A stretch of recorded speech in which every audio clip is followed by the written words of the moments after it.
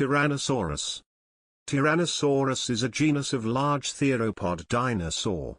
The type species Tyrannosaurus rex, rex meaning king in Latin, often shortened to T-rex or colloquially T-rex, is one of the best represented theropods. It lived throughout what is now western North America, on what was then an island continent known as Laramida. Tyrannosaurus had a much wider range than other tyrannosaurids.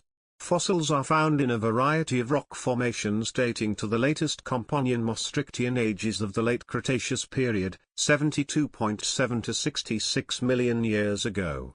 It was the last known member of the Tyrannosaurids and among the last non-avian dinosaurs to exist before the Cretaceous-Paleogene extinction event. Like other Tyrannosaurids, Tyrannosaurus was a bipedal carnivore with a massive skull balanced by a long, heavy tail. Relative to its large and powerful hind limbs, the forelimbs of Tyrannosaurus were short but unusually powerful for their size, and they had two clawed digits. The most complete specimen measures 12.3 to 12.4 meters, 40 to 41 feet, in length, but according to most modern estimates, Tyrannosaurus could have exceeded sizes of 13 meters, 43 feet, in length, 3.7 to 4 meters, 12 to 13 feet, in hip height, and 8.8 tons, 8.7 long tons, 9.7 short tons, in mass. Although some other theropods might have rivaled or exceeded Tyrannosaurus in size, it is still among the largest known land predators, with its estimated bite force being the largest among all terrestrial animals. By far the largest carnivore in its environment, Tyrannosaurus rex was most likely an apex predator, preying upon hadrosaurs, juvenile armored herbivores like ceratopsians and ankylosaurs, and possibly sauropods.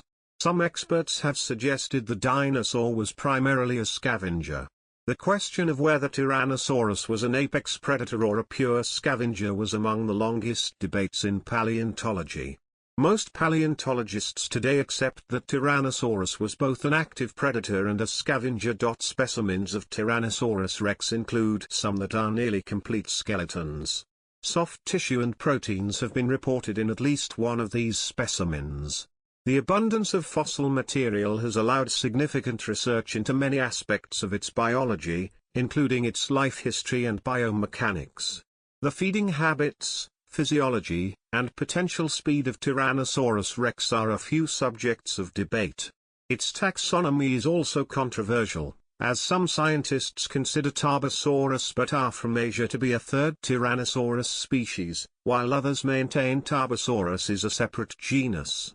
Several other genera of North American Tyrannosaurids have also been synonymized with Tyrannosaurus. At present, two species of Tyrannosaurus are considered valid, the type species, T-rex, and the earlier and more recently discovered T. mcraeensis. As the archetypal theropod, Tyrannosaurus has been one of the best-known dinosaurs since the early 20th century and has been featured in film, advertising, postal stamps, and many other media. History of research. Earliest finds. A tooth from what is now documented as a Tyrannosaurus rex was found in July 1874 upon South Table Mountain, Colorado, by Jarvis Hall, Colorado, student Peter T. Dotson under the auspices of Professor Arthur Lakes near Golden, Colorado. In the early 1890s, John Bell Hatcher collected postcranial elements in eastern Wyoming.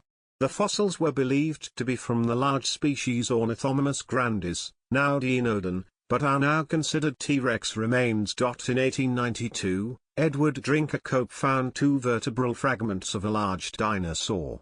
Cope believed the fragments belonged to an agathomid, ceratopsid, dinosaur, and named them Manospondylus higus, meaning giant porous vertebra, in reference to the numerous openings for blood vessels he found in the bone. The M. higus remains were, in 1907, identified by Hatcher as those of a theropod rather than a ceratopsid. Henry Fairfield Osborn recognized the similarity between Manospondylus higus and T-rex as early as 1917, by which time the second vertebra had been lost. Owing to the fragmentary nature of the Manospondylus vertebrae, Osborn did not synonymize the two genera, instead considering the older genus indeterminate. In June 2000, the Black Hills Institute found around 10% of a Tyrannosaurus skeleton, BHI 6248, at a site that might have been the original Mhegus locality. Skeleton discovery and naming. Barnum Brown, assistant curator of the American Museum of Natural History, found the first partial skeleton of T-Rex in eastern Wyoming in 1900. Brown found another partial skeleton in the Hell Creek Formation in Montana in 1902, comprising approximately 34 fossilized bones. Writing at the time, Brown said quarry number 1 contains the femur, pubes, humerus, 3 vertebrae and 2 undetermined bones of a large carnivorous dinosaur not described by Marsh. I have never seen anything like it from the Cretaceous. Henry Fairfield Osborn, president of the American Museum of Natural History, named the second skeleton T-Rex in 1905. The generic name is derived from the Greek words tau rho alpha nu nu omicron sigma, Tyrannus, meaning tyrant, and sigma alpha rho omicron sigma, Sauros, meaning lizard. Osborn used the Latin word rex, meaning king, for the specific name. The full binomial therefore translates to tyrant lizard the king or king tyrant lizard, emphasizing the animal's size and presumed dominance over other species of the time. Osborn named the other specimen Dinosaurus imperiosus in a paper in 1905. In 1906, Osborn recognized that the two skeletons were from the same species and selected Tyrannosaurus as the preferred name. The original Dinosaurus material resides in the collections of the Natural History Museum, London. In 1941, the T-Rex type specimen was sold to the Carnegie Museum of Natural History in Pittsburgh, Pennsylvania, for $7,000. Dinosaurus would later be honored by the 2018 description of another species of Tyrannosaurid by Andrew MacDonald and colleagues, Nanotyrannus, whose name was chosen in reference to the 1905 name, as it had been a childhood favorite of MacDonald ''s. From the 1910s through the end of the 1950s, Barnum's discoveries remained the only specimens of Tyrannosaurus, as the Great Depression and wars kept many paleontologists out of the field. Resurgent interest. Beginning in the 1960s, there was renewed interest in Tyrannosaurus, resulting in the recovery of 42 skeletons, 5 to 80% complete by bone count, from western North America. In 1967, Dr. William McManus located and recovered the skeleton named Moore 008, which is 15% complete by bone count and has a reconstructed skull displayed at the Museum of the Rockies. The 1990s saw numerous discoveries, with nearly twice as many finds as in all previous years, including two of the most complete skeletons found to date. Sue and Stan. Sue Hendrickson, an amateur paleontologist, discovered the most complete, approximately 85%, and largest Tyrannosaurus skeleton in the Hell Creek Formation on August 12, 1990. The specimen Sue, named after the discoverer, was the object of a legal battle over its ownership. In 1997, the litigation was settled in favor of Morris Williams, the original landowner. The fossil collection was purchased by the Field Museum of Natural History at auction for $7.6 million, making it the most expensive dinosaur skeleton until the sale of Stan for $31.8 million in 2020.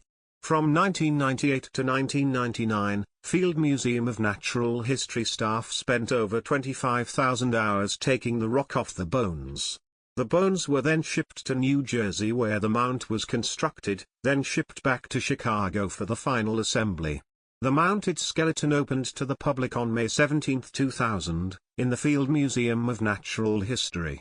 A study of this specimen's fossilized bones showed that Sue reached full size at age 19 and died at the age of 28, the longest estimated life of any tyrannosaur known. Another Tyrannosaurus, nicknamed Stan, BHI 3033, in honor of amateur paleontologist Stan Sakrasin, was recovered from the Hell Creek Formation in 1992. Stan is the second most complete skeleton found, with 199 bones recovered representing 70% of the total. This tyrannosaur also had many bone pathologies, including broken and healed ribs, a broken and healed neck, and a substantial hole in the back of its head, about the size of a Tyrannosaurus tooth. In 1998, Bucky Derfelinger noticed a T-Rex toe exposed above ground, making Derfelinger, who was 20 years old at the time, the youngest person to discover a Tyrannosaurus. The specimen, dubbed Bucky in honor of its discoverer, was a young adult, 3.0 meters, 10 feet, tall and 11 meters, 35 feet, long. Bucky is the first Tyrannosaurus to be found that preserved a furcular wishbone. Bucky is permanently displayed at the Children's Museum of Indianapolis. In the summer of 2000, crews organized by Jack Horner discovered 5 Tyrannosaurus skeletons near the Fort Beck Reservoir. In 2001, a 50% complete skeleton of a juvenile Tyrannosaurus was discovered in the Hell Creek Formation by a crew from the Burpee Museum of Natural History. Dubbed Jane, the MRP, the 1st of April 2002, the find was thought to be the first known skeleton of a pygmy tyrannosaurid, Nanotyrannus, but subsequent research revealed that it is more likely a juvenile Tyrannosaurus, and the most complete juvenile example known. Jane is exhibited at the Burpee Museum of Natural History. In 2002, a skeleton nicknamed Y-Rex, discovered by amateur collectors Dan Wells and Don Wyrick, had 114 bones and was 38% complete. The dig was concluded over 3 weeks in 2004 by the Black Hills Institute, with the first live-online Tyrannosaurus excavation providing daily reports, photos, and video. In 2006, Montana State University revealed that it possessed the largest Tyrannosaurus skull yet discovered, from a specimen named Moro-08, measuring 5 feet, 152 centimeters, long. Subsequent comparisons indicated that the longest head was 136.5 centimeters, 53.7 in, from specimen Lacum 23844, and the widest head was 90.2 centimeters, 35.5 in, from Sioux. Footprints. 2 isolated fossilized footprints have been tentatively assigned to T-Rex. The first was discovered at Philmont Scout Ranch, New Mexico, in 1983 by American geologist Charles Pillmore. Originally thought to belong to a hadrosaurid, examination of the footprint revealed a large heel unknown in ornithopod dinosaur tracks, and traces of what may have been a hallux, the dew claw-like 4th digit of the tyrannosaur foot. The footprint was published as the Echnogenus Tyrannosauripus pillmorii in 1994, by Martin Lockley and Adrian Hunt. Lockley and Hunt suggested that it was very likely the track was made by a T-Rex, which would make it the first known footprint from this species. The track was made in what was once a vegetated wetland mudflat. It measures 83 centimeters, 33 in, long by 71 centimeters, 28 in, wide. A second footprint that may have been made by a Tyrannosaurus was first reported in 2007 by British paleontologist Phil Manning, from the Hell Creek Formation of Montana. This second track measures 72 centimeters, 28 in, long, shorter than the track described by Lockley and Hunt. Whether or not the track was made by Tyrannosaurus is unclear, though Tyrannosaurus is the only large theropod known to have existed in the Hell Creek Formation. A set of footprints in Glen Rock, Wyoming, dating to the Maastrichtian stage of the late Cretaceous and hailing from the Lance Formation were described by Scott Persons, Phil Curry and colleagues in 2016, and are believed to belong to either a juvenile T-Rex or the dubious Tyrannosaurid Nanotyrannus lancensis. From measurements and based on the positions of the footprints, the animal was believed to be traveling at a walking speed of around 2.8 to 5 miles per hour and was estimated to have a hip height of 1.56 to 2.06 meters, 5.1 to 6.8 feet. A follow-up paper appeared in 2017, increasing the speed estimations by 50 to 80%. Description. Size. T-Rex was one of the largest land carnivores of all time.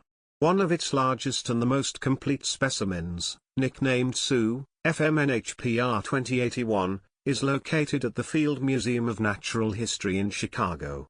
Sioux measured 12.3 to 12.4 meters, 40.4 to 40.7 feet, long, was 3.66 to 3.96 meters, 12 to 13 feet, tall at the hips, and according to the most recent studies, using a variety of techniques, maximum body masses have been estimated approximately 8.4 to 8.46 metric tons, 9.26 to 9.33 short tons.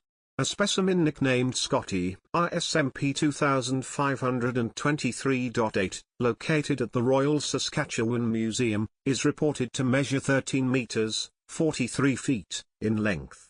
Using a mass estimation technique that extrapolates from the circumference of the femur, Scotty was estimated as the largest known specimen at 8.87 metric tons, 9.78 short tons, in body mass. Not every adult Tyrannosaurus specimen recovered is as big. Historically, average adult mass estimates have varied widely over the years, from as low as 4.5 metric tons, 5.0 short tons, to more than 7.2 metric tons, 7.9 short tons, with most modern estimates ranging between 5.4 and 8.0 metric tons, 6.0 and 8.8 short tons. A 2024 study estimated based on allometry that world record-sized T-Rex specimens, 1 in 100,000 individuals, may have reached lengths and weights exceeding 15 meters, 49 feet, and 15,000 kilograms, 33,000 pounds, respectively, though no individuals close to this size have ever been found. The study also found that there was little evidence of size-based sexual dimorphism in T-Rex skull.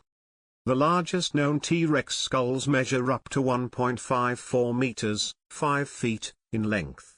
Large fenestrae, openings, in the skull reduced weight, as in all carnivorous theropods. In other respects, Tyrannosaurus's skull was significantly different from those of large non-tyrannosaurid theropods. It was extremely wide at the rear but had a narrow snout, allowing unusually good binocular vision. The skull bones were massive and the nasals and some other bones were fused, preventing movement between them, but many were pneumatized, contained a honeycomb of tiny air spaces, and thus lighter. These and other skull-strengthening features are part of the tyrannosaurid trend towards an increasingly powerful bite, which easily surpassed that of all non-tyrannosaurids.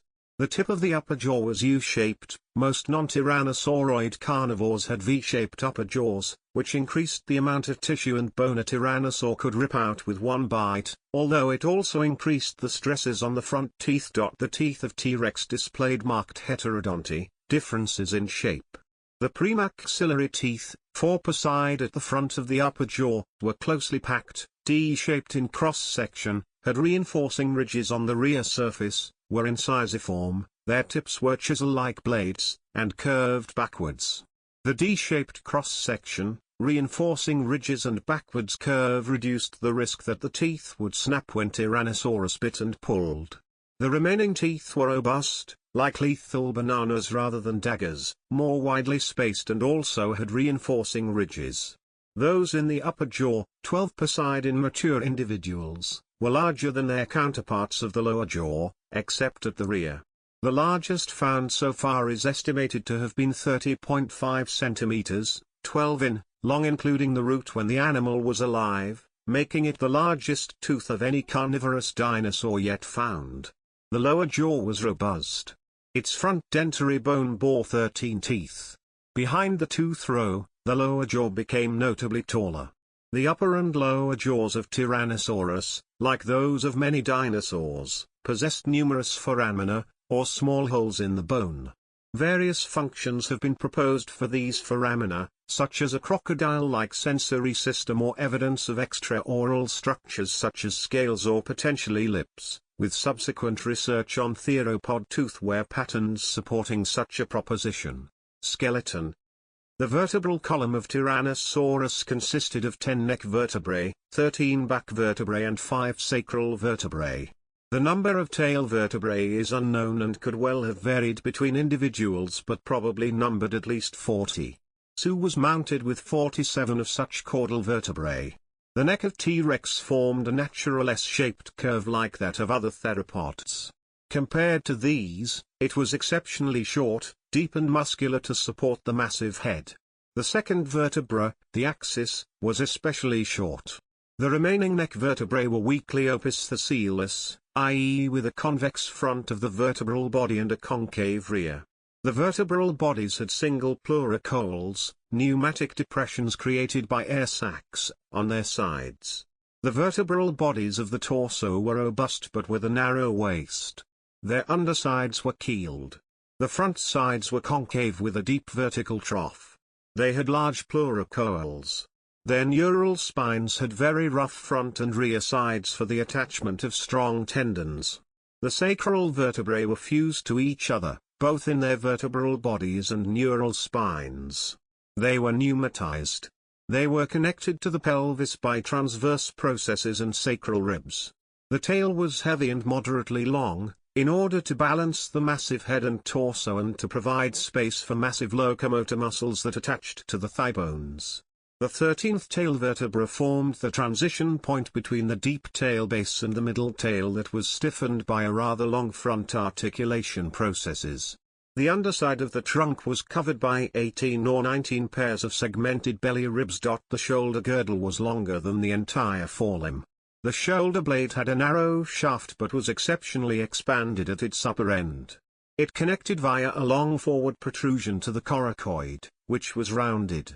Both shoulder blades were connected by a small furcula. The paired breastbones possibly were made of cartilage only. The forearm or arm was very short. The upper arm bone, the humerus, was short but robust. It had a narrow upper end with an exceptionally rounded head. The lower arm bones, the ulna and radius, were straight elements, much shorter than the humerus. The second metacarpal was longer and wider than the first, whereas normally in theropods the opposite is true. The forelimbs had only 2 clawed fingers, along with an additional splint-like small third metacarpal, representing the remnant of a third digit. The pelvis was a large structure. Its upper bone, the ilium, was both very long and high, providing an extensive attachment area for hindlimb muscles. The front pubic bone ended in an enormous pubic boot, longer than the entire shaft of the element. The rear ischium was slender and straight, pointing obliquely to behind and below. In contrast to the arms, the hindlimbs were among the longest in proportion to body size of any theropod. In the foot, the metatarsus was arctometatarsalia, meaning that the part of the third metatarsal near the ankle was pinched. The third metatarsal was also exceptionally sinuous. Compensating for the immense bulk of the animal, many bones throughout the skeleton were hollowed, reducing its weight without significant loss of strength. Classification. Tyrannosaurus is the type genus of the superfamily Tyrannosauroidea, the family Tyrannosauridae, and the subfamily Tyrannosaurini. In other words, it is the standard by which paleontologists decide whether to include other species in the same group. Other members of the Tyrannosaurine subfamily include the North American Daspletosaurus and the Asian Tarbosaurus, both of which have occasionally been synonymized with Tyrannosaurus. Tyrannosaurides were once commonly thought to be descendants of earlier large theropods such as megalosaurs and carnosaurs, although more recently they were reclassified with the generally smaller saurosaurs. The earliest tyrannosaur group were the crested Proceratosaurids, while later and more derived members belong to the Pantyrannosauria. Tyrannosaurs started out as small theropods, however at least some became larger by the early Cretaceous. Tyrannosauroids are characterized by their fused nasals and dental arrangement. Pantyrannosaurs are characterized by unique features in their hips as well as an enlarged foramen in the quadrate, a broad postorbital and hourglass-shaped nasals. Some of the more derived Pantyrannosaurs lack nasal pneumaticity and have a lower humerus to femur ratio, with their arms starting to see some reduction. Some Pantyrannosaurs started developing an arctometatarsus. Eutyrannosaurs have a rough texture on their nasal bones and their mandibular fenestra is reduced externally. Tyrannosaurides lack kinetic skulls or special crests on their nasal bones, and have a lacrimal with a distinctive process on it. Tyrannosaurides also have an interfenestral strut that is less than half as big as the maxillary fenestra. It is quite likely that Tyrannosauroids rose to prominence after the decline in Allosauroid and Megalosauroid diversity seen during the early stages of the late Cretaceous. Below is a simple cladogram of general tyrannosauroid relationships that was found after an analysis conducted by Lee and colleagues in 2009. Guanlong Proceratosaurus Tialong Eotyrannus Zyonganlong Appalachiosaurus Tyrannosauridae. Many phylogenetic analyses have found Tarbosaurus bata to be the sister taxon of T. rex. The discovery of the Tyrannosaurid Lithronax further indicates that Tarbosaurus and Tyrannosaurus are closely related, forming a clade with fellow Asian Tyrannosaurids Tyrannosaurus, with Lithronax being their sister taxon. A further study from 2016 by Steve Brusati, Thomas Carr and colleagues, also indicates that Tyrannosaurus may have been an immigrant from Asia, as well as a possible descendant of Tarbosaurus. Below is the cladogram of Tyrannosauridae based on the phylogenetic analysis conducted by Loan and colleagues in 2013. Gorgosaurus libratus Dinosaur Park Tyrannosaurus Pletosaurus Taurusus 2 Medicine Tyrannosaurid Bistaheva Cecilii Lithronax Argestes Tyrannosaurus Rex Tarbosaurus bata. In their 2024 description of Tyrannosaurus mcraeensis, Dolman et al. Recovered similar results to previous analyses, with Tyrannosaurus as the sister taxon to the clade formed by Tarbosaurus and Tyrannosaurus, called the Tyrannosaurini.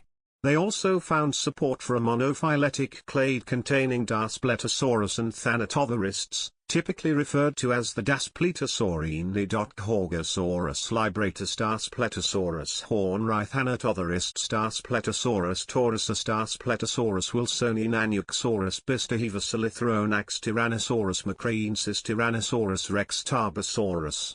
Additional species. In 1955, Soviet paleontologist Evgeny Maleev named a new species, Tyrannosaurus bata, from Mongolia.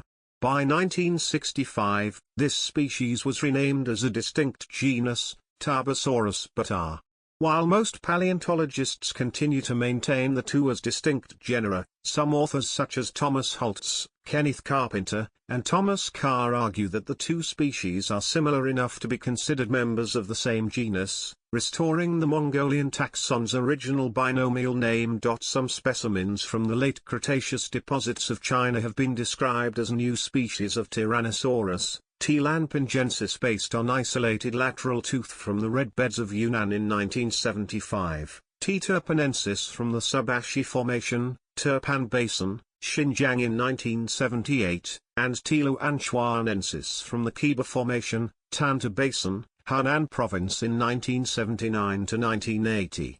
All these taxa were published without detailed descriptions and were later accepted as junior synonyms of Tarbosaurus bata by Holtz in 2004.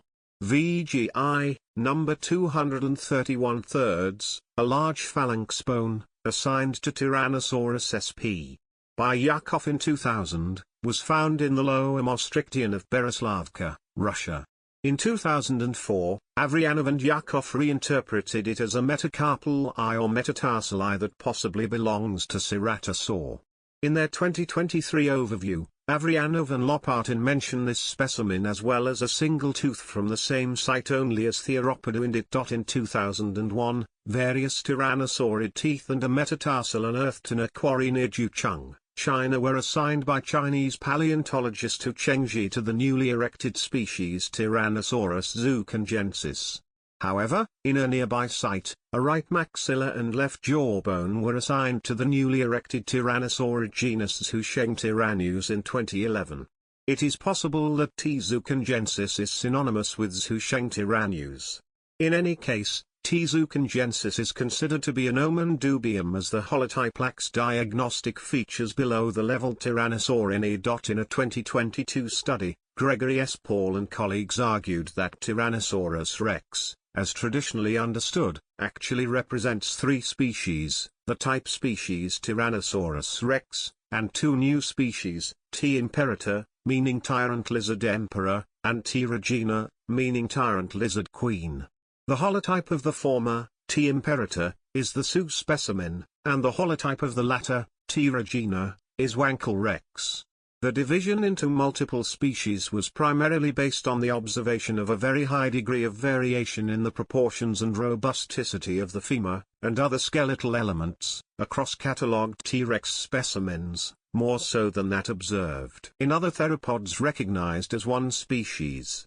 Differences of general body proportions representing robust and gracile morphotypes were also used as a line of evidence, in addition to the number of small, slender incisiform teeth in the dentary, as based on tooth sockets.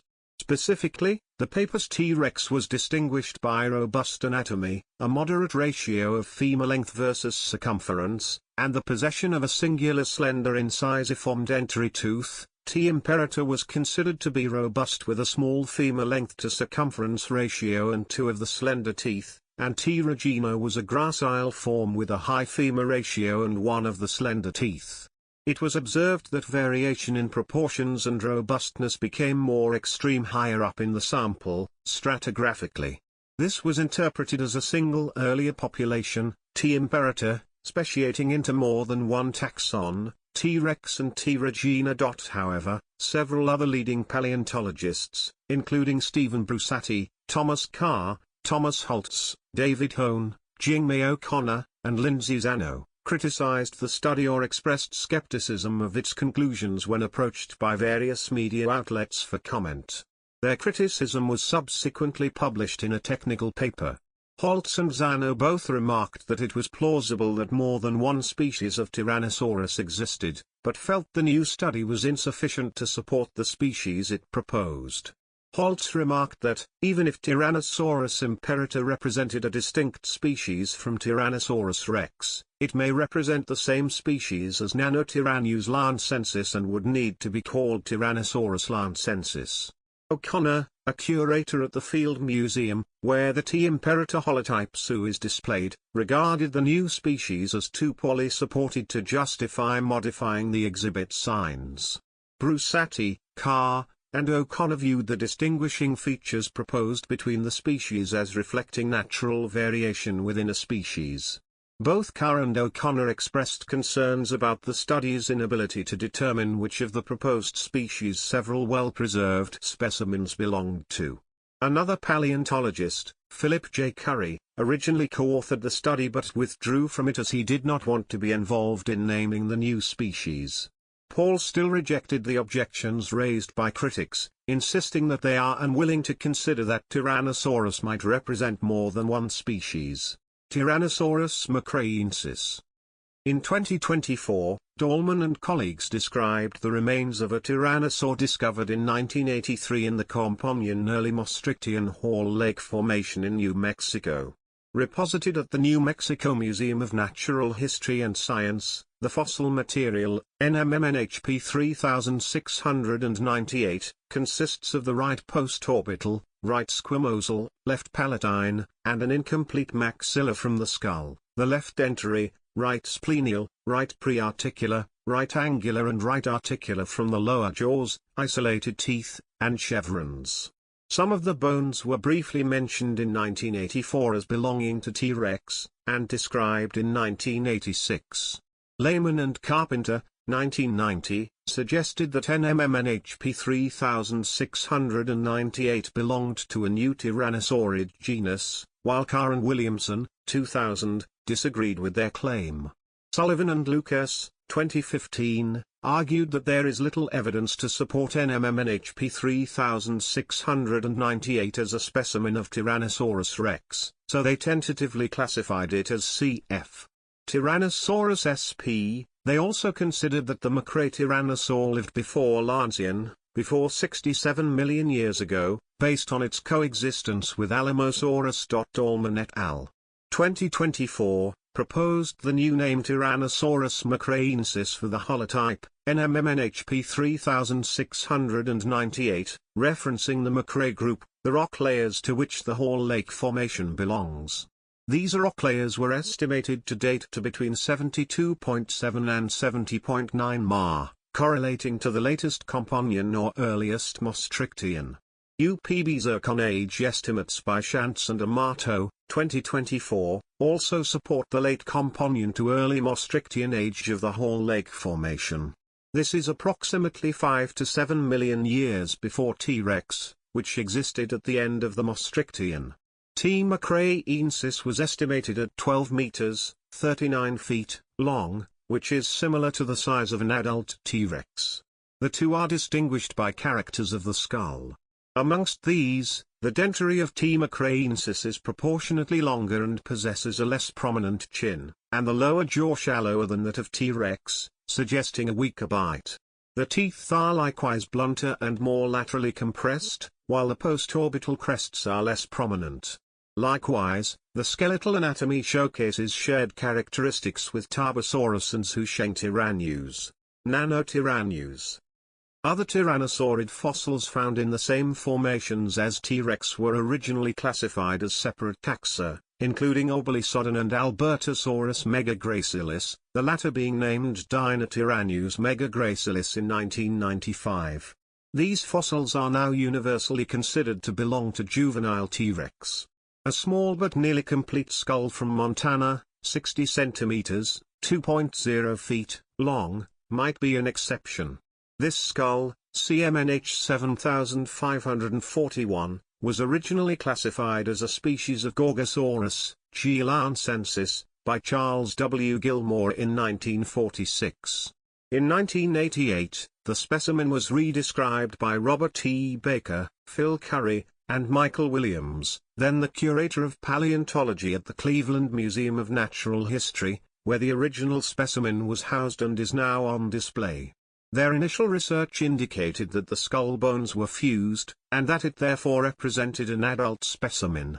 In light of this, Baker and colleagues assigned the skull to a new genus named Nanotyrannus, meaning dwarf tyrant, for its apparently small adult size. The specimen is estimated to have been around 5.2 meters, 17 feet, long when it died. However, in 1999, a detailed analysis by Thomas Carr revealed the specimen to be a juvenile, leading Carr and many other paleontologists to consider it a juvenile T-Rex individual. In 2001, a more complete juvenile tyrannosaur, nicknamed Jane, catalogue number BMRP 1 April 2002, belonging to the same species as the original Nanotyrannus specimen, was uncovered.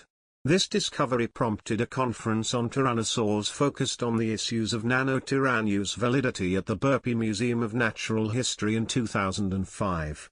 Several paleontologists who had previously published opinions that N. lancensis was a valid species, including Curry and Williams, saw the discovery of Jane as a confirmation that Nanotyrannus was, in fact, a juvenile T-Rex. Peter Larson continued to support the hypothesis that N. lancensis was a separate but closely related species, based on skull features such as two more teeth in both jaws than T-Rex, as well as proportionately larger hands with phalanges on the third metacarpal and different wishbone anatomy in an undescribed specimen. He also argued that Stygivanita, generally considered to be a juvenile T-Rex, may be a younger Nanotyrannus specimen. Later research revealed that other tyrannosaurids such as Gorgosaurus also experienced reduction in tooth count during growth, and given the disparity in tooth count between individuals of the same age group in this genus and Tyrannosaurus, this feature may also be due to individual variation. In 2013, Carr noted that all of the differences claimed to support Nanotyrannus have turned out to be individually or ontogenetically variable features or products of distortion of the bones. In 2016, analysis of limb proportions by Persons and Curry suggested Nanotyrannus specimens to have differing cursoriality levels, potentially separating it from T-Rex. However, paleontologist Manabu Sakamoto has commented that this conclusion may be impacted by low sample size, and the discrepancy does not necessarily reflect taxonomic distinction.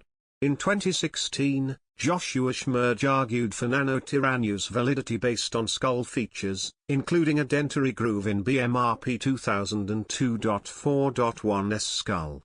According to Schmerge, as that feature is absent in T-Rex and found only in Dryptosaurus and Albertosaurines, this suggests Nanotyrannus is a distinct taxon within the Albertosaurinae.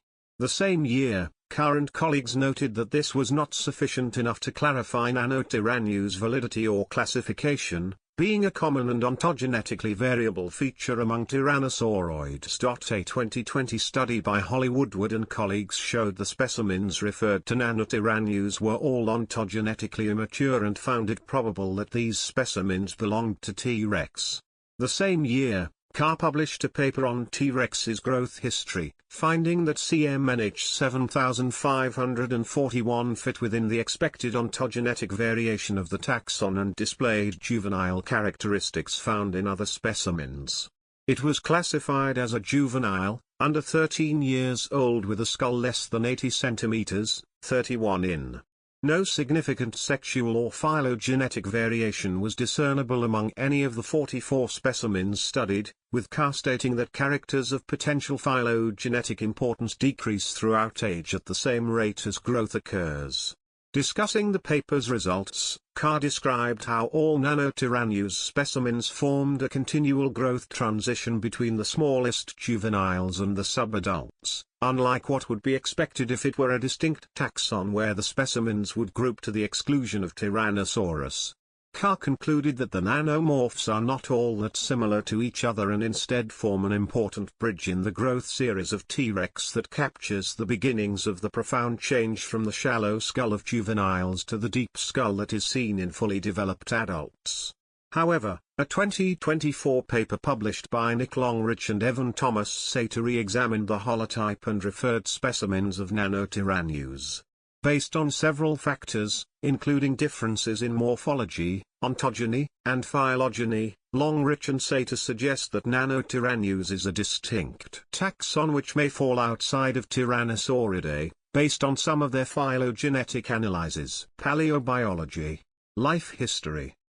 The identification of several specimens as juvenile T-Rex has allowed scientists to document ontogenetic changes in the species, estimate the lifespan, and determine how quickly the animals would have grown.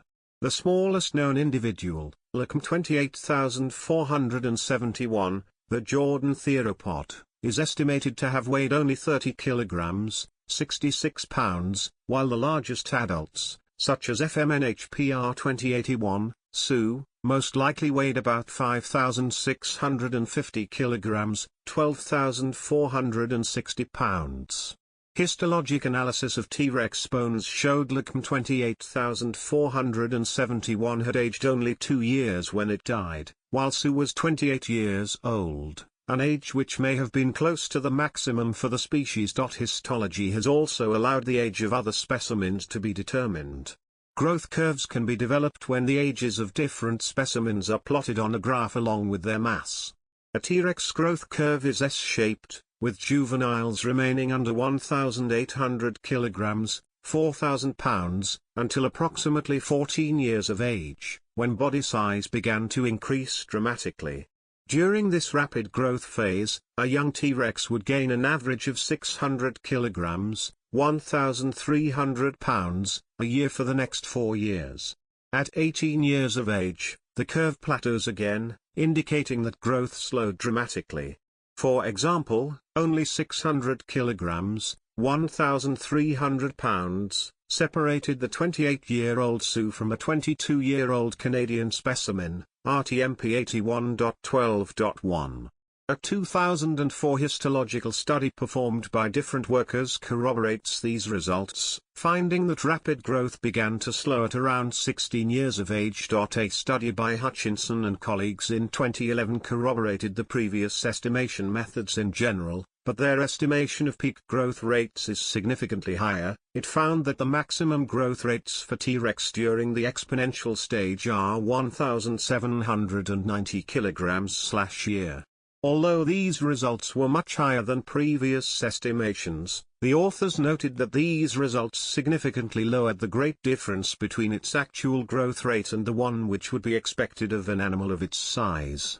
The sudden change in growth rate at the end of the growth spurt may indicate physical maturity, a hypothesis which is supported by the discovery of medullary tissue in the femur of a 16 to 20-year-old T-Rex from Montana, Moore 1125, also known as B. rex.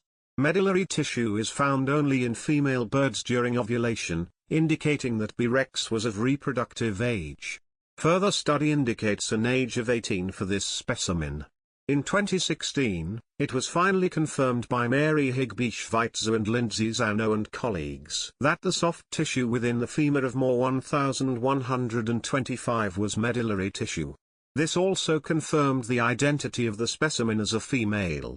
The discovery of medullary bone tissue within Tyrannosaurus may prove valuable in determining the sex of other dinosaur species in future examinations, as the chemical makeup of medullary tissue is unmistakable. Other tyrannosaurids exhibit extremely similar growth curves, although with lower growth rates corresponding to their lower adult sizes. An additional study published in 2020 by Woodward and colleagues, for the journal Science Advances indicates that during their growth from juvenile to adult, Tyrannosaurus was capable of slowing down its growth to counter environmental factors such as lack of food. The study, focusing on 2 juvenile specimens between 13 and 15 years old housed at the Burpee Museum in Illinois, indicates that the rate of maturation for Tyrannosaurus was dependent on resource abundance. This study also indicates that in such changing environments, Tyrannosaurus was particularly well suited to an environment that shifted yearly in regards to resource abundance, hinting that other mid-size predators might have had difficulty surviving in such harsh conditions and explaining the niche partitioning between juvenile and adult tyrannosaurs. The study further indicates that Tyrannosaurus and the dubious genus Nanotyrannus are synonymous, due to analysis of the growth rings in the bones of the 2 specimens studied. Over half of the known T-Rex specimens appear to have died within 6 years of reaching sexual maturity, a pattern which is also seen in other tyrannosaurs and in some large, long-lived birds and mammals today. These species are characterized by high infant mortality rates, followed by relatively low mortality among juveniles. Mortality increases again following sexual maturity, partly due to the stresses of reproduction. One study suggests that the rarity of juvenile T-Rex fossils is due in part to low juvenile mortality rates. The animals were not dying in large numbers at these ages, and thus were not often fossilized. This rarity may also be due to the incompleteness of the fossil record or to the bias of fossil collectors towards larger, more spectacular specimens. In a 2013 lecture, Thomas Holtz Jr. suggested that dinosaurs lived fast and died young because they reproduced quickly, whereas mammals have long lifespans because they take longer to reproduce. Gregory S. Paul also writes that Tyrannosaurus reproduced quickly and died young, but attributes their short lifespans to the dangerous lives they lived. Skin and possible filamentous feathering. The discovery of feathered dinosaurs led to debate regarding whether, and to what extent, Tyrannosaurus might have been feathered. Filamentous structures, which are commonly recognized as the precursors of feathers, have been reported in the small-bodied, basal Tyrannosauroid Dilong from the early Cretaceous Yixian Formation of China in 2004. Because integumentary impressions of larger tyrannosauroids known at that time showed evidence of scales, the researchers who studied Dilong speculated that insulating feathers might have been lost by larger species due to their smaller surface-to-volume ratio. The subsequent discovery of the giant species Eutyrannus huoli, also from the Yixian, showed that even some large tyrannosauroids had feathers covering much of their bodies, casting doubt on the hypothesis that they were a size-related feature. A 2017 study reviewed known skin impressions of tyrannosaurids, including those of a Tyrannosaurus specimen nicknamed Wirex, HMNS 2006.1743.01, formerly known as BHI 6230, which preserves patches of mosaic scales on the tail, hip, and neck. The study concluded that feather covering of large tyrannosaurids such as Tyrannosaurus was, if present, limited to the upper side of the trunk. A conference abstract published in 2016 posited that theropods such as Tyrannosaurus had their upper teeth covered in lips, instead of bare teeth as seen in crocodilians. This was based on the presence of enamel, which according to the study needs to remain hydrated, an issue not faced by aquatic animals like crocodilians. However, There has been criticism where it favors the idea for lips, with the 2017 analytical study proposing that tyrannosaurids had large, flat scales on their snouts instead of lips as modern crocodiles do. But crocodiles possess rather cracked keratinized skin, not flat scales. By observing the hummocky rugosity of tyrannosaurids, and comparing it to extant lizards, researchers have found that tyrannosaurids had squamose scales rather than a crocodilian-like skin. In 2023, Cullen and colleagues supported the idea that theropods like tyrannosaurids had lips based on anatomical patterns, such as those of the foramina on their face and jaws, more similar to those of modern squamates such as monitor lizards or marine iguanas than those of modern crocodilians like alligators. By comparatively analyzing the dentition of Daspletosaurus and the American alligator, it was shown that the enamel of tyrannosaurids had no significant wear, while that of modern crocodilians had erosion on the labial side and substantial wear. This suggests that it is likely that theropod teeth existed under hydrated conditions, i.e. extral tissues. On the basis of the relationship between hydration and wear resistance, the authors argued that it is unlikely that the teeth of theropods including tyrannosaurids would have remained unworn when exposed for a long time, as it would have been difficult to maintain hydration. The authors also performed regression analyses to demonstrate the relationship between tooth height and skull length, and found that varanids like the crocodile monitor had substantially greater tooth height to skull length ratios than Tyrannosaurus, indicating that the teeth of theropods were not too big to be covered by extral tissues when the mouth was closed. Sexual dimorphism. As the number of known specimens increased, scientists began to analyze the variation between individuals and discovered what appeared to be two distinct body types, or morphs, similar to some other theropod species. As one of these morphs was more solidly built, it was termed the robust morph while the other was termed gracile. Several morphological differences associated with the two morphs were used to analyze sexual dimorphism in T-Rex, with the robust morph usually suggested to be female. For example, the pelvis of several robust specimens seemed to be wider, perhaps to allow the passage of eggs. It was also thought that the robust morphology correlated with a reduced chevron on the first tail vertebra, also ostensibly to allow eggs to pass out of the reproductive tract, as had been erroneously reported for crocodiles. In recent years, evidence for sexual dimorphism has been weakened.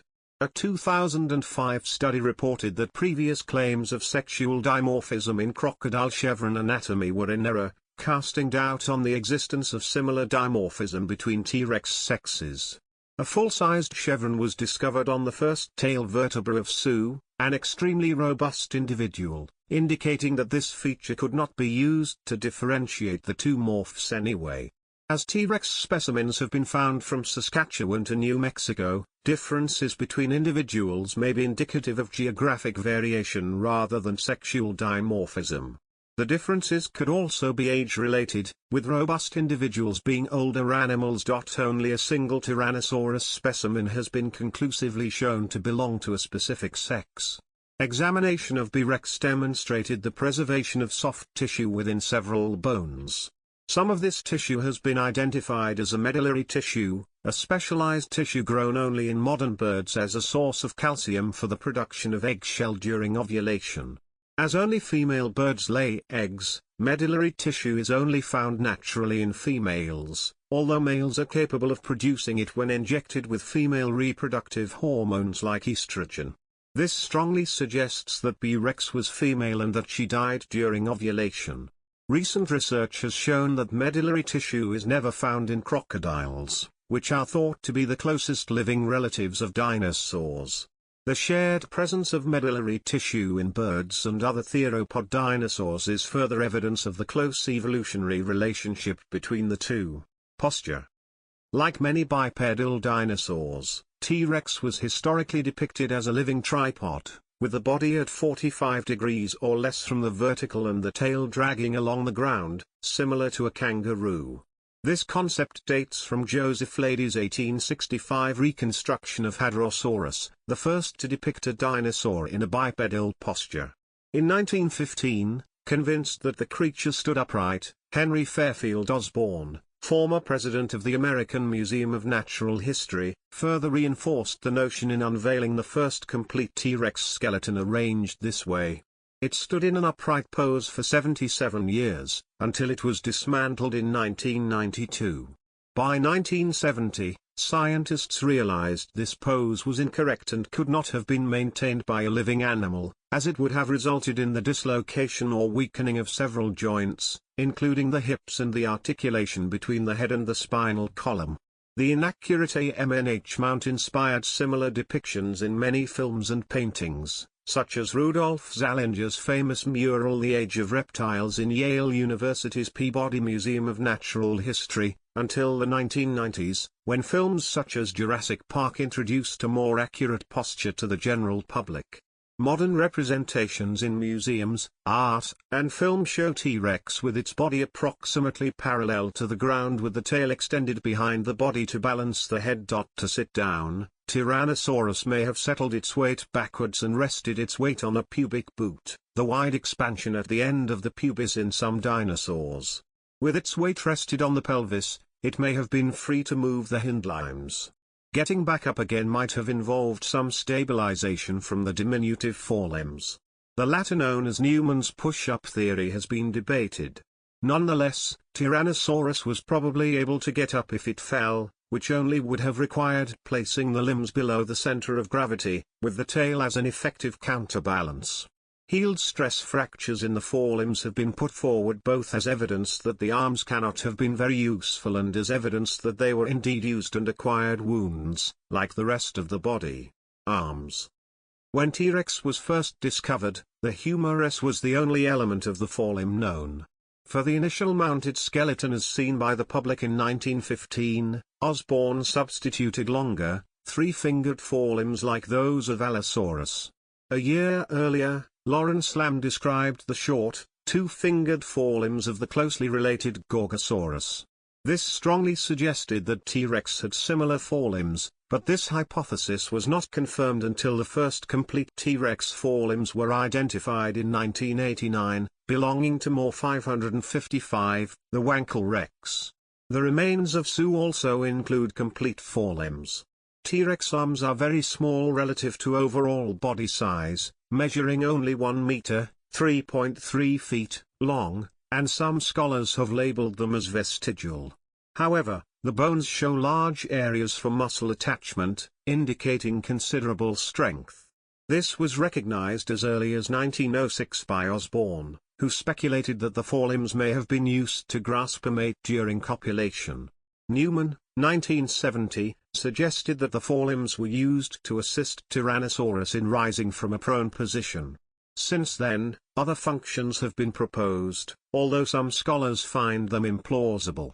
Podian, 2022, argued that the reduction of the arms in Tyrannosaurides did not serve a particular function but was a secondary adaptation, stating that as Tyrannosaurides developed larger and more powerful skulls and jaws, the arms got smaller to avoid being bitten or torn by other individuals, particularly during group feedings. Another possibility is that the forelimbs held struggling prey while it was killed by the Tyrannosaur's enormous jaws. This hypothesis may be supported by biomechanical analysis. T-Rex forelimb bones exhibit extremely thick cortical bone, which has been interpreted as evidence that they were developed to withstand heavy loads. The biceps brachii muscle of an adult T-Rex was capable of lifting 199 kilograms, 439 pounds, by itself. Other muscles such as the brachialis would work along with the biceps to make elbow flexion even more powerful. The M-biceps muscle of T-Rex was 3.5 times as powerful as the human equivalent. A T-Rex forearm had a limited range of motion, with the shoulder and elbow joints allowing only 40 and 45 degrees of motion, respectively. In contrast, the same two joints in Deinonychus allow up to 88 and 130 degrees of motion, respectively, while a human arm can rotate 360 degrees at the shoulder and move through 165 degrees at the elbow.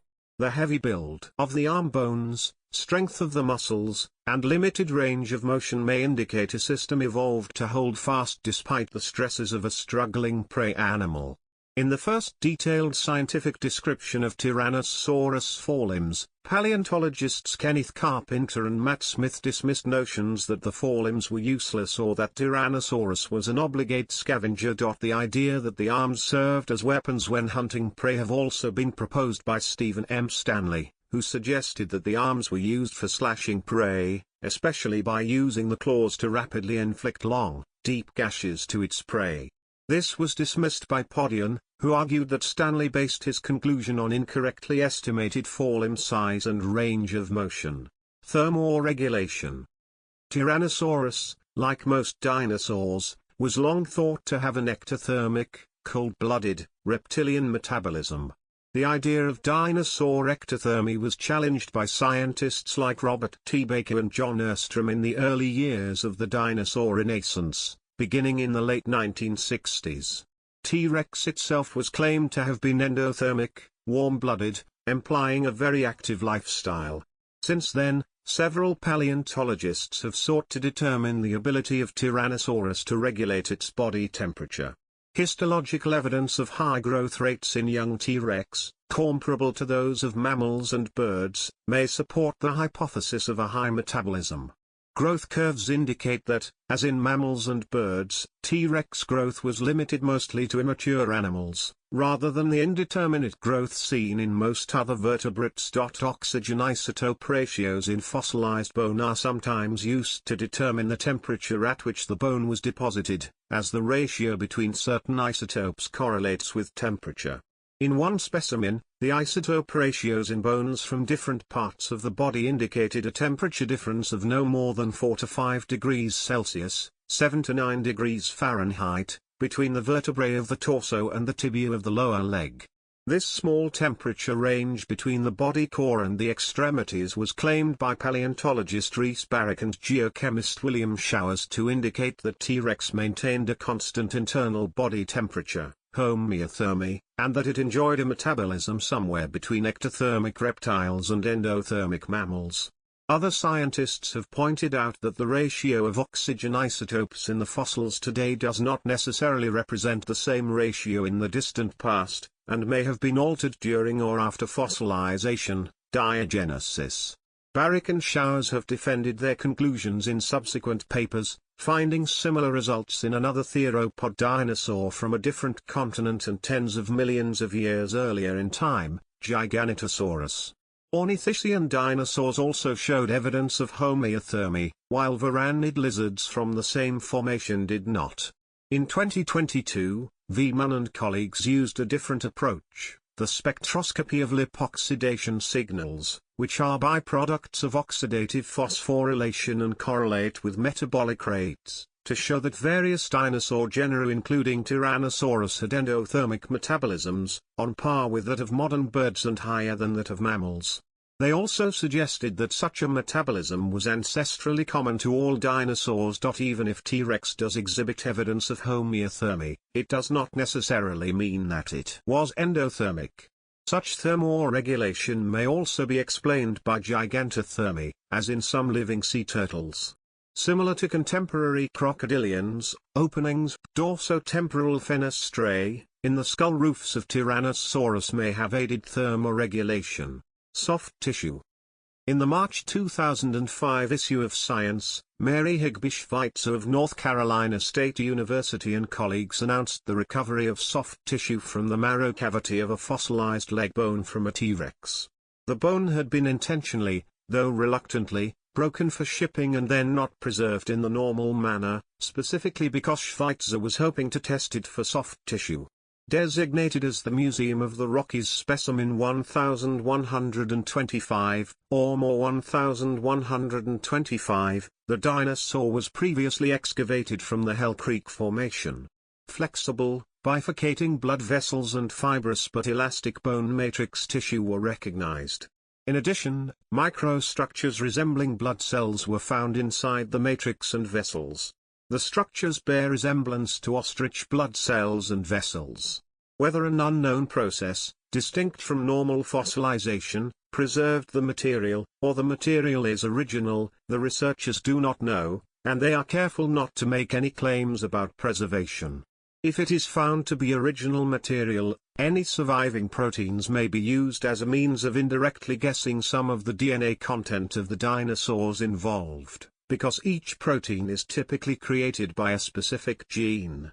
The absence of previous finds may be the result of people assuming preserved tissue was impossible, therefore not looking. Since the first, 2 more tyrannosaurs and a hadrosaur have also been found to have such tissue-like structures. Research on some of the tissues involved has suggested that birds are closer relatives to tyrannosaurs than other modern animals. The original endogenous chemistry was also found in more 1125 based on preservation of elements associated with bone remodeling and redeposition, sulfur, calcium, zinc, which showed that the bone cortices are similar to those of extant birds. In studies reported in Science in April 2007, Asaru and colleagues concluded that 7 traces of collagen proteins detected in purified T-Rex bone most closely match those reported in chickens, followed by frogs and newts. The discovery of proteins from a creature tens of millions of years old, along with similar traces the team found in a mastodon bone at least 160,000 years old, upends the conventional view of fossils and may shift paleontologists' focus from bone hunting to biochemistry. Until these finds, most scientists presumed that fossilization replaced all living tissue with inert minerals. Paleontologist Hans Larsen of McGill University in Montreal, who was not part of the studies, called the finds a milestone, and suggested that dinosaurs could enter the field of molecular biology and really slingshot paleontology into the modern world. The presumed soft tissue was called into question by Thomas Gay of the University of Washington and his co-authors in 2008. They contend that what was really inside the tyrannosaur bone was slimy biofilm created by bacteria that coated the voids once occupied by blood vessels and cells. The researchers found that what previously had been identified as remnants of blood cells, because of the presence of iron, were actually frameboids, microscopic mineral spheres bearing iron. They found similar spheres in a variety of other fossils from various periods, including an ammonite. In the ammonite, they found the spheres in a place where the iron they contain could not have had any relationship to the presence of blood.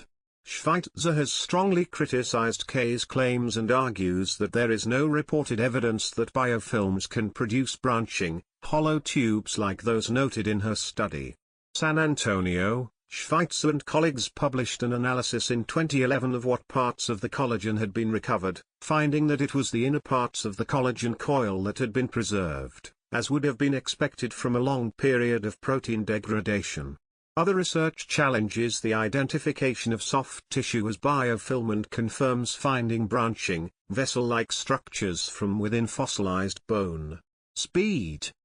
Scientists have produced a wide range of possible maximum running speeds for Tyrannosaurus, mostly around 9 meters per second, 32 kilometers per hour, 20 miles per hour, but as low as 4.5 to 6.8 meters per second, 16 to 24 kilometers per hour, 10 to 15 miles per hour, and as high as 20 meters per second, 72 kilometers per hour, 45 miles per hour, though at running this speed is very unlikely.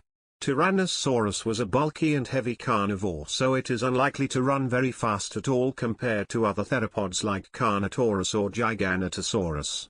Researchers have relied on various estimating techniques because, while there are many tracks of large theropods walking, none showed evidence of running. A 2002 report used a mathematical model, validated by applying it to 3 living animals, alligators, chickens, and humans, and 8 more species, including emus and ostriches, to gauge the leg muscle mass needed for fast running, over 40 km per hour or 25 miles per hour.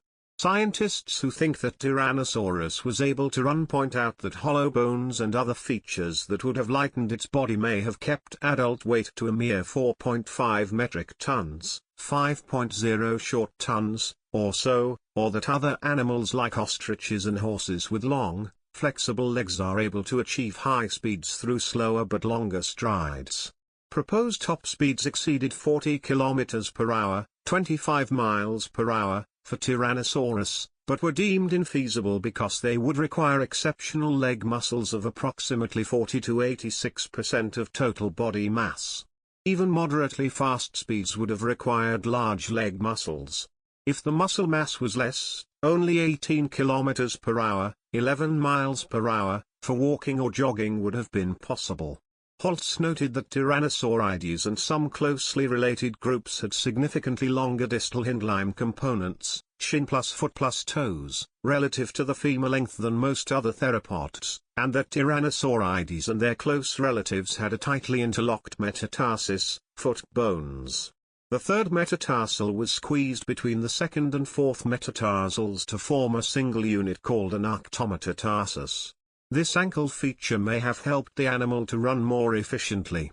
Together, these leg features allowed Tyrannosaurus to transmit locomotory forces from the foot to the lower leg more effectively than in earlier theropods. Additionally, a 2020 study indicates that Tyrannosaurus and other Tyrannosaurides were exceptionally efficient walkers.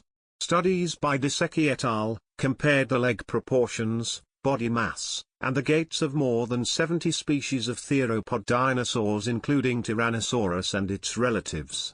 The research team then applied a variety of methods to estimate each dinosaur's top speed when running as well as how much energy each dinosaur expended while moving at more relaxed speeds such as when walking. Among smaller to medium-sized species such as dromaeosaurids, longer legs appear to be an adaptation for faster running, in line with previous results by other researchers. But for theropods weighing over 1,000 kilograms, 2,200 pounds, top running speed is limited by body size, so longer legs instead were found to have correlated with low-energy walking. The results further indicate that smaller theropods evolved long legs as a means to both aid in hunting and escape from larger predators, while larger theropods that evolved long legs did so to reduce the energy costs and increase foraging efficiency, as they were freed from the demands of predation pressure due to their role as apex predators. Compared to more basal groups of theropods in the study, tyrannosaurs like Tyrannosaurus itself showed a marked increase in foraging efficiency due to reduced energy expenditures during hunting or scavenging. This in turn likely resulted in tyrannosaurs having a reduced need for hunting forays and requiring less food to sustain themselves as a result. Additionally, the research, in conjunction with studies that show tyrannosaurs were more agile than other large-bodied theropods, indicates they were quite well adapted to a long-distance stalking approach followed by a quick burst of speed to go for the kill. Analogies can be noted between Tyrannosaurides and modern wolves as a result, supported by evidence that at least some Tyrannosaurides were hunting in group settings. A study published in 2021 by Pasha van Beeselaert et al. Calculated the preferred walking speed of Tyrannosaurus, reporting a speed of 1.28 meters per second, 4.6 kilometers per hour, 2.9 miles per hour. While walking, animals reduce their energy expenditure by choosing certain step rhythms at which their body parts resonate. The same would have been true for dinosaurs, but previous studies did not fully account for the impact the tail had on their walking speeds. According to the authors, when a dinosaur walked, its tail would slightly sway up and down with each step as a result of the interspinous ligaments suspending the tail. Like rubber bands, these ligaments stored energy when they are stretched due to the swaying of the tail. Using a 3D model of Tyrannosaurus specimen tricks, muscles and ligaments were reconstructed to simulate the tail movements. This results in a rhythmic, energy-efficient walking speed for Tyrannosaurus similar to that seen in living animals such as humans, ostriches and giraffes. A 2017 study estimated the top running speed of Tyrannosaurus as 17 miles per hour, 27 kilometers per hour, speculating that Tyrannosaurus exhausted its energy reserves long before reaching top speed, resulting in a parabola-like relationship between size and speed. Another 2017 study hypothesized that an adult Tyrannosaurus was incapable of running due to high skeletal loads. Using a calculated weight estimate of 7 tons, The model showed that speeds above 11 miles per hour, 18 kilometers per hour, would have probably shattered the leg bones of Tyrannosaurus. The finding may mean that running was also not possible for other giant theropod dinosaurs like Giganotosaurus, Mapusaurus, and Acrocanthosaurus. However, studies by Eric Snively and colleagues, published in 2019, indicate that Tyrannosaurus and other Tyrannosaurides were more maneuverable than Allosauroids and other theropods of comparable size due to low rotational inertia compared to their body mass combined with large leg muscles. As a result, it is hypothesized that Tyrannosaurus was capable of making relatively quick turns and could likely pivot its body more quickly when close to its prey, or that while turning, the theropod could pirouette on a single planted foot while the alternating leg was held out in a suspended swing during a pursuit. The results of this study potentially could shed light on how agility could have contributed to the success of Tyrannosaurid evolution. Possible footprints. Rare fossil footprints and trackways found in New Mexico and Wyoming that are assigned to the echinogenus Tyrannosaurus have been attributed to being made by Tyrannosaurus, based on the stratigraphic age of the rocks they are preserved in. The first specimen, found in 1994, was described by Lockley and Hunt and consists of a single, large footprint. Another pair of echinofossils, described in 2021, show a large tyrannosaurid rising from a prone position by rising up using its elbows in conjunction with the pads on their feet to stand. These two unique sets of fossils were found in Ludlow, Colorado, and Cimarron, New Mexico. Another echinofossil described in 2018, perhaps belonging to a juvenile Tyrannosaurus or the dubious genus Nanotyrannus, was uncovered in the Lance Formation of Wyoming. The trackway itself offers a rare glimpse into the walking speed of Tyrannosaurides, and the trackmaker is estimated to have been moving at a speed of 4.5 to 8.0 km per hour, 2.8 to 5.0 miles per hour, significantly faster than previously assumed for estimations of walking speed in Tyrannosaurides. Brain and senses. A study conducted by Lawrence Whitmer and Ryan Ridgely of Ohio University found that Tyrannosaurus shared the heightened sensory abilities of other coelurosaurs, highlighting relatively rapid and coordinated eye and head movements, an enhanced ability to sense low-frequency sounds, which would allow tyrannosaurs to track prey movements from long distances, and an enhanced sense of smell. A study published by Kent Stevens concluded that Tyrannosaurus had keen vision. By applying modified perimetry to facial reconstructions of several dinosaurs including Tyrannosaurus, the study found that Tyrannosaurus had a binocular range of 55 degrees, surpassing that of modern hawks. Stevens estimated that Tyrannosaurus had 13 times the visual acuity of a human and surpassed the visual acuity of an eagle, which is 3.6 times that of a person. Stevens estimated a limiting far point, that is, the distance at which an object can be seen as separate from the horizon, as far as 6 kilometers, 3.7 miles, away, which is greater than the 1.6 kilometers, 1 mile, that a human can see. Thomas Holtz Jr. would note that high-depth perception of Tyrannosaurus may have been due to the prey it had to hunt, noting that it had to hunt ceratopsians such as Triceratops, ankylosaurs such as Ankylosaurus, and hadrosaurs. He would suggest that this made precision more crucial for Tyrannosaurus, enabling it to get in, get that blow in and take it down. In contrast, Acrocanthosaurus had limited depth perception because they hunted large sauropods, which were relatively rare during the time of Tyrannosaurus. Though no Tyrannosaurus sclerotic ring has been found, Kenneth Carpenter estimated its size based on that of Gorgosaurus. The inferred sclerotic ring for the Stan specimen is 7 cm, 2.8 in diameter with an internal aperture diameter of 3.5 cm, 1.4 in. Based on eye proportions in living reptiles, this implies a pupil diameter of about 2.5 cm, 0.98 in, an iris diameter about that of the sclerotic ring, and an eyeball diameter of 11 to 12 cm, 4.3 to 4.7 in.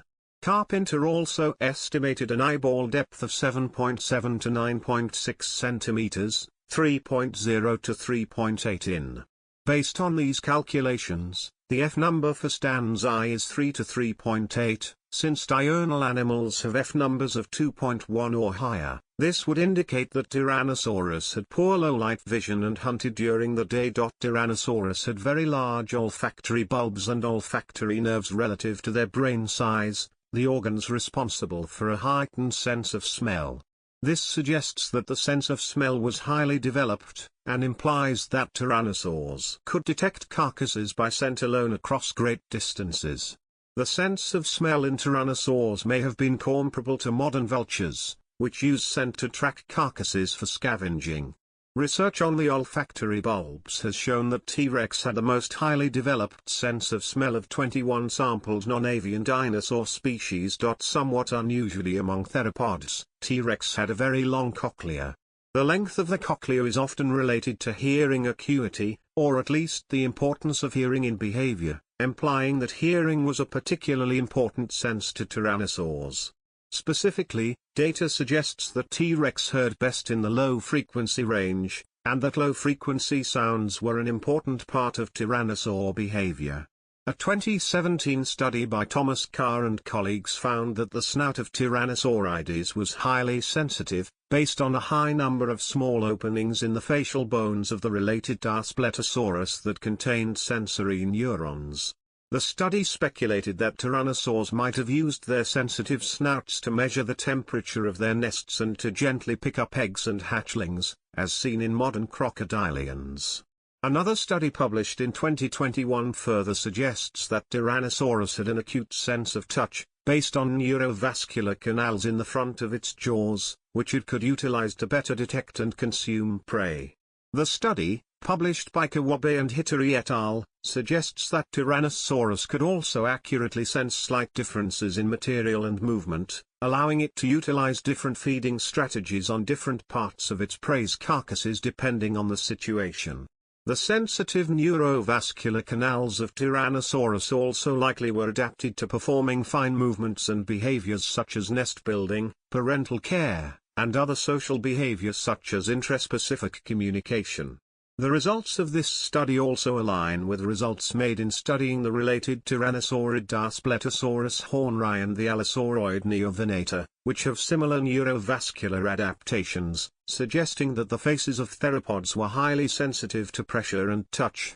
However, a more recent study reviewing the evolution of the trigeminal canals among sauropsids notes that a much denser network of neurovascular canals in the snout and lower jaw is more commonly encountered in aquatic or semi-aquatic taxa, for example, Spinosaurus, Halscaraptor, Plesiosaurus, and taxa that developed Rhamphotheca, for example, Synagnathasia, while the network of canals in Tyrannosaurus appears simpler, though still more derived than in most ornithischians, and overall terrestrial taxa such as Tyrannosaurides and Neovenata may have had average facial sensitivity for non-edentulous terrestrial theropods, although further research is needed. The neurovascular canals in Tyrannosaurus may instead have supported soft tissue structures for thermoregulation or social signaling, the latter of which could be confirmed by the fact that the neurovascular network of canals may have changed during ontogeny. A study by Grant R. Holbert, Ryan C. Ridgely and Lawrence Whitmer obtained estimates for encephalization quotients, EQs, based on reptiles and birds, as well as estimates for the ratio of cerebrum to brain mass. The study concluded that Tyrannosaurus had the relatively largest brain of all adult non-avian dinosaurs with the exception of certain small maniraptoriforms, Bambiraptor, Troodon and Ornithomimus. The study found that Tyrannosaurus's relative brain size was still within the range of modern reptiles, being at most 2 standard deviations above the mean of non-avian reptile EQs. The estimates for the ratio of cerebrum mass to brain mass would range from 47.5 to 49.53%. According to the study, this is more than the lowest estimates for extant birds, 44.6%, but still close to the typical ratios of the smallest sexually mature alligators, which range from 45.9 to 47.9%. Other studies, such as those by Steve Brusati, indicate the encephalization quotient of Tyrannosaurus was similar in range, 2.0 to 2.4, to a chimpanzee, 2.2 to 2.5, though this may be debatable as reptilian and mammalian encephalization quotients are not equivalent. Social behavior. Philip J. Curry suggested that Tyrannosaurus may have been pack hunters, comparing T-Rex to related species Tarbosaurus bataar and Albertosaurus sarcophagus, citing fossil evidence that may indicate gregarious, describing animals that travel in herds or packs, behavior. A find in South Dakota where 3 T-Rex skeletons were in close proximity may suggest the formation of a pack. Cooperative pack hunting may have been an effective strategy for subduing prey with advanced anti-predator adaptations which pose potential lethality such as Triceratops and Ankylosaurus. Curry's pack hunting T-Rex hypothesis has been criticized for not having been peer-reviewed, but rather was discussed in a television interview and book called Dino Gangs. The Curry theory for pack hunting by T-Rex is based mainly by analogy to a different species, Tarbosaurus bataar.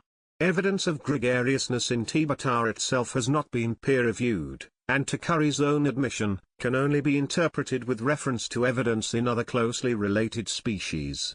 According to Curry, gregariousness in Albertosaurus sarcophagus is supported by the discovery of 26 individuals with varied ages in the dry island bone bed. He ruled out the possibility of a predator trap due to the similar preservation state of individuals and the near absence of herbivores. Additional support of tyrannosaurid gregariousness can be found in fossilized trackways from the Upper Cretaceous Wapiti Formation of northeastern British Columbia, Canada, left by 3 tyrannosaurids traveling in the same direction. According to scientists assessing the Dino Gangs program, the evidence for pack hunting in Tarbosaurus and Albertosaurus is weak and based on group skeletal remains for which alternate explanations may apply, such as drought or a flood forcing dinosaurs to die together in one place. Others researchers have speculated that instead of large theropod social groups, some of these finds represent behavior more akin to Komodo dragon-like mobbing of carcasses, even going as far as to say true pack hunting behavior may not exist in any non-avian dinosaurs due to its rarity in modern predators. Evidence of intraspecific attack was found by Joseph Peterson and his colleagues in the juvenile Tyrannosaurus nicknamed Jane. Peterson and his team found that Jane's skull showed healed puncture wounds on the upper jaw and snout which they believe came from another juvenile Tyrannosaurus. Subsequent CT scans of Jane's skull would further confirm the team's hypothesis, showing that the puncture wounds came from a traumatic injury and that there was subsequent healing. The team would also state that Jane's injuries were structurally different from the parasite-induced lesions found in Sue and that Jane's injuries were on its face whereas the parasite that infected Sue caused lesions to the lower jaw. Pathologies of other Tyrannosaurus specimens have been suggested as evidence of conspecific attack, including Y-rex with a hole penetrating its jugular and severe trauma on its tail that shows signs of bone remodeling, not regrowth. Feeding strategies. Most paleontologists accept that Tyrannosaurus was both an active predator and a scavenger like most large carnivores. By far the largest carnivore in its environment, T-Rex was most likely an apex predator, preying upon hadrosaurs, armored herbivores like ceratopsians and ankylosaurs, and possibly sauropods. A study in 2012 by Carl Bates and Peter Falkingham found that Tyrannosaurus had the most powerful bite of any terrestrial animal that has ever lived, finding an adult Tyrannosaurus could have exerted 35,000 to 57,000 N. 7,868 to 12,814 lbf, of force in the back teeth. Even higher estimates were made by Mason B. Mears in 2003. This allowed it to crush bones during repetitive biting and fully consume the carcasses of large dinosaurs. Stefan Ortenschlager and colleagues calculated that Tyrannosaurus was capable of a maximum jaw gape of around 80 degrees, a necessary adaptation for a wide range of jaw angles to power the creature's strong bite. A debate exists, however, about whether Tyrannosaurus was primarily a predator or a pure scavenger. The debate originated in a 1917 study by Lamb which argued that large theropods were pure scavengers because Gorgosaurus teeth showed hardly anywhere. This argument disregarded the fact that theropods replaced their teeth quite rapidly. Ever since the first discovery of Tyrannosaurus, most scientists have speculated that it was a predator. Like modern large predators, it would readily scavenge or steal another predator's kill if it had the opportunity. Paleontologist Jack Horner has been a major proponent of the view that Tyrannosaurus was not a predator at all but instead was exclusively a scavenger. He has put forward arguments in the popular literature to support the pure scavenger hypothesis. Tyrannosaur arms are short when compared to other known predators. Horner argues that the arms were too short to make the necessary gripping force to hold on to prey. Other paleontologists such as Thomas Holtz Jr. argued that there are plenty of modern-day predators that do not use their forelimbs to hunt, such as wolves, hyenas, and secretary birds, as well as other extinct animals thought to be predators that would not have used their forelimbs, such as pherosaurids. Tyrannosaurs had large olfactory bulbs and olfactory nerves, relative to their brain size. These suggest a highly developed sense of smell which could sniff out carcasses over great distances, as modern vultures do. Research on the olfactory bulbs of dinosaurs has shown that Tyrannosaurus had the most highly developed sense of smell of 21 sampled dinosaurs. Tyrannosaur teeth could crush bone, and therefore could extract as much food, bone marrow, as possible from carcass remnants, usually the least nutritious parts. Karenchin and colleagues have found bone fragments in coprolites, fossilized feces, that they attribute to tyrannosaurs, but point out that a tyrannosaur's teeth were not well adapted to systematically chewing bone like hyenas do to extract marrow. Since at least some of Tyrannosaurus's potential prey could move quickly, evidence that it walked instead of ran could indicate that it was a scavenger. On the other hand, recent analyses suggest that Tyrannosaurus, while slower than large modern terrestrial predators, may well have been fast enough to prey on large hadrosaurs and ceratopsians. Other evidence suggests hunting behavior in Tyrannosaurus. The eye sockets of tyrannosaurs are positioned so that the eyes would point forward, giving them binocular vision slightly better than that of modern hawks. It is not obvious why natural selection would have favored this long-term trend if tyrannosaurs had been pure scavengers, which would not have needed the advanced depth perception that stereoscopic vision provides. In modern animals, binocular vision is found mainly in predators. A skeleton of the hadrosaurid Edmontosaurus annectens has been described from Montana with healed tyrannosaur inflicted damage on its tail vertebrae. The fact that the damage seems to have healed suggests that the Edmontosaurus survived a tyrannosaur's attack on a living target, i.e. the tyrannosaur had attempted active predation. Despite the consensus that the tail bites were caused by Tyrannosaurus, there has been some evidence to show that they might have been created by other factors. For example, a 2014 study suggested that the tail injuries might have been due to Edmontosaurus individuals stepping on each other, while another study in 2020 backs up the hypothesis that biomechanical stress is the cause for the tail injuries. There is also evidence for an aggressive interaction between a Triceratops and a Tyrannosaurus in the form of partially healed tyrannosaur tooth marks on a Triceratops brow horn and squamosal, a bone of the neck frill. The bitten horn is also broken, with new bone growth after the break. It is not known what the exact nature of the interaction was, though. Either animal could have been the aggressor. Since the Triceratops wounds healed, it is most likely that the Triceratops survived the encounter and managed to overcome the Tyrannosaurus. In a battle against a bull Triceratops, the Triceratops would likely defend itself by inflicting fatal wounds to the Tyrannosaurus using its sharp horns. Studies of Sioux found a broken and healed fibula and tail vertebrae, scarred facial bones and a tooth from another Tyrannosaurus embedded in a neck vertebra, providing evidence for aggressive behavior. Studies on hadrosaur vertebrae from the Hell Creek Formation that were punctured by the teeth of what appears to be a late-stage juvenile Tyrannosaurus indicate that despite lacking the bone-crushing adaptations of the adults, young individuals were still capable of using the same bone-puncturing feeding technique as their adult counterparts. Tyrannosaurus may have had infectious saliva used to kill its prey, as proposed by William Abler in 1992. Abler observed that the serrations, tiny protuberances, on the cutting edges of the teeth are closely spaced, enclosing little chambers. These chambers might have trapped pieces of carcass with bacteria, giving Tyrannosaurus a deadly, infectious bite much like the Komodo dragon was thought to have.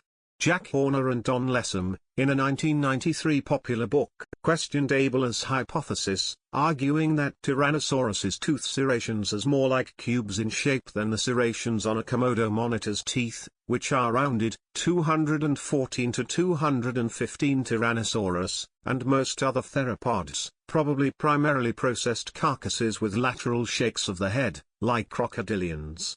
The head was not as maneuverable as the skulls of Allosaurids, due to flat joints of the neck vertebrae. Cannibalism.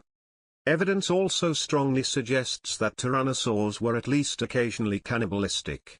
Tyrannosaurus itself has strong evidence pointing towards it having been cannibalistic in at least a scavenging capacity based on tooth marks on the foot bones, humerus, and metatarsals of one specimen. Fossils from the Fruitland Formation, Kirtland Formation, both Componian in age, and the Maastrichtian age Dojo Alamo Formation suggest that cannibalism was present in various tyrannosaurid genera of the San Juan Basin. The evidence gathered from the specimens suggests opportunistic feeding behavior in Tyrannosaurides that cannibalized members of their own species. A study from Curry, Horner, Erickson and Longrich in 2010 has been put forward as evidence of cannibalism in the genus Tyrannosaurus. They studied some Tyrannosaurus specimens with tooth marks in the bones, attributable to the same genus. The tooth marks were identified in the humerus, foot bones and metatarsals, and this was seen as evidence for opportunistic scavenging, rather than wounds caused by intraspecific combat.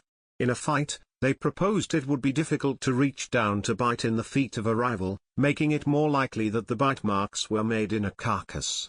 As the bite marks were made in body parts with relatively scantily amounts of flesh, it is suggested that the Tyrannosaurus was feeding on a cadaver in which the more fleshy parts already had been consumed.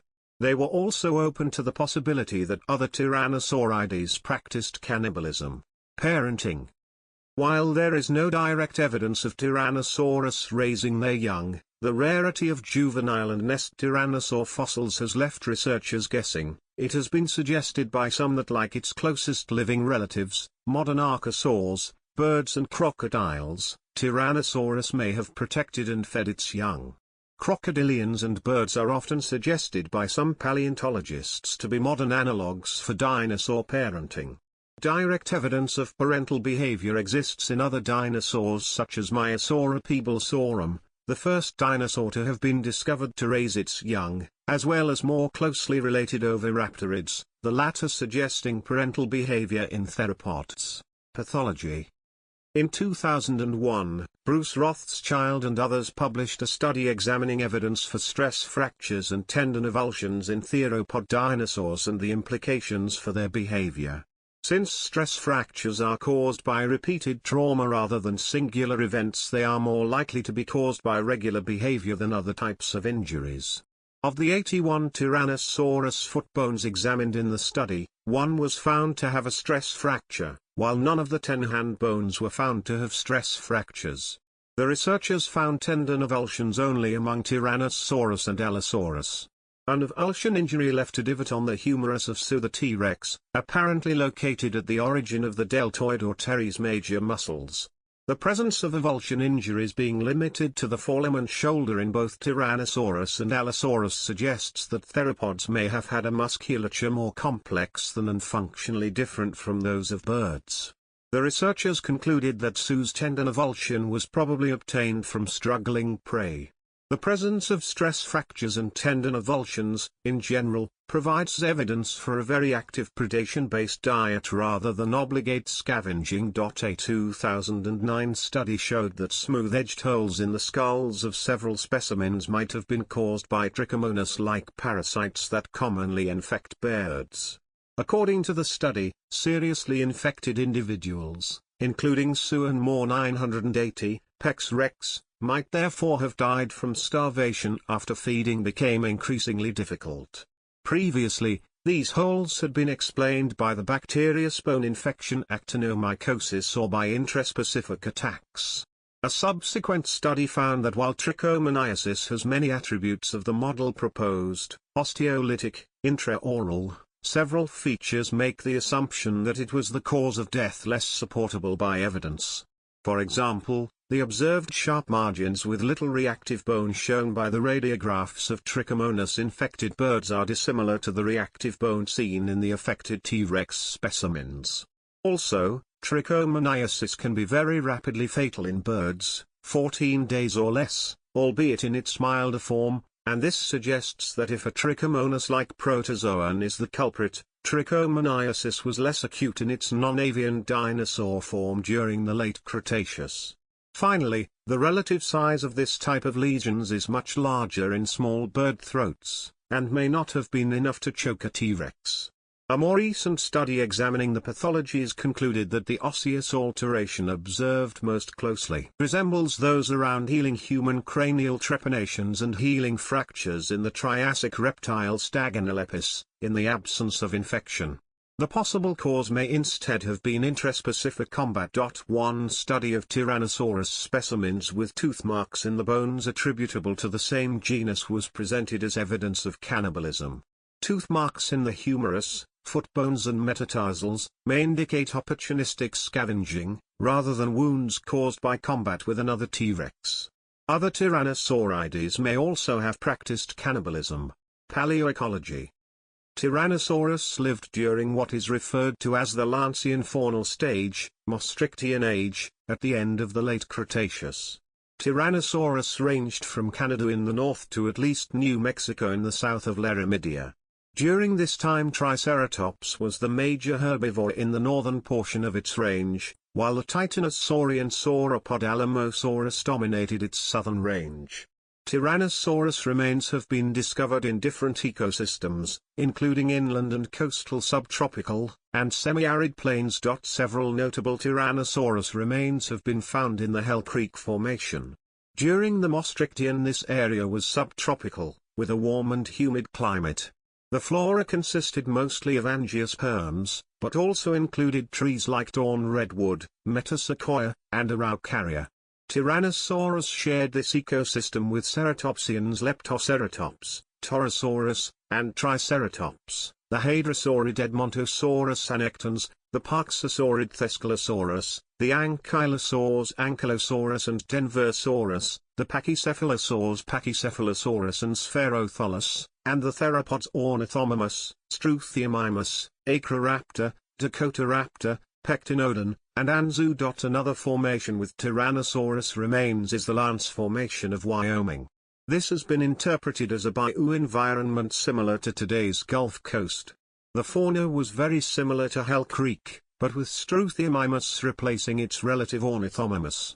The small ceratopsian Leptoceratops also lived in the area. In its southern range, specifically based on remains discovered from the North Horn Formation of Utah, Tyrannosaurus rex lived alongside the Titanosaur Alamosaurus, the ceratopsid Torosaurus and the indeterminate troodontids and hadrosaurids.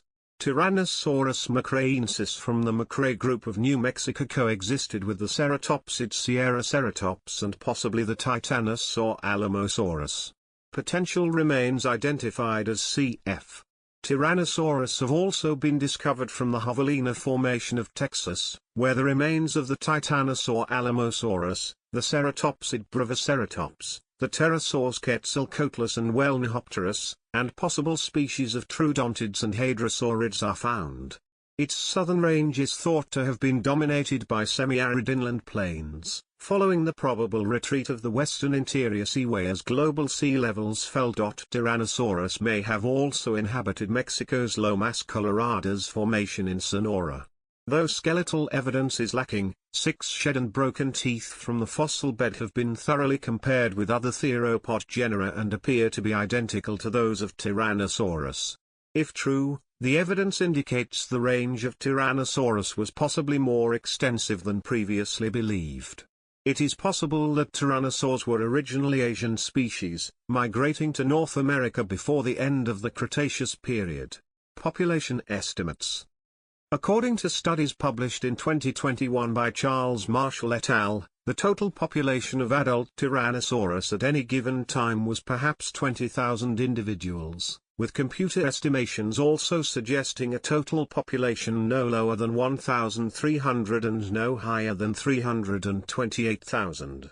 The authors themselves suggest that the estimate of 20,000 individuals is probably lower than what should be expected, especially when factoring in that disease pandemics could easily wipe out such a small population.